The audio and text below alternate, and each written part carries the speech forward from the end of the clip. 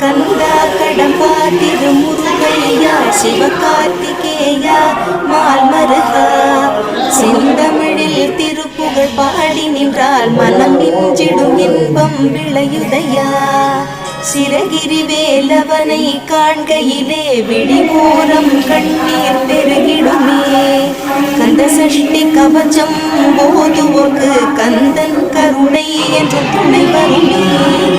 பங்குனி உத்திர நாளினிலே உனை நினைத்தே காவடி சுமந்து வந்தோம்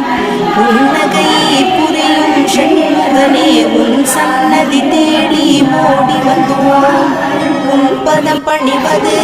எந்தவமே என் மனதில் நிறைந்திடும் முகமே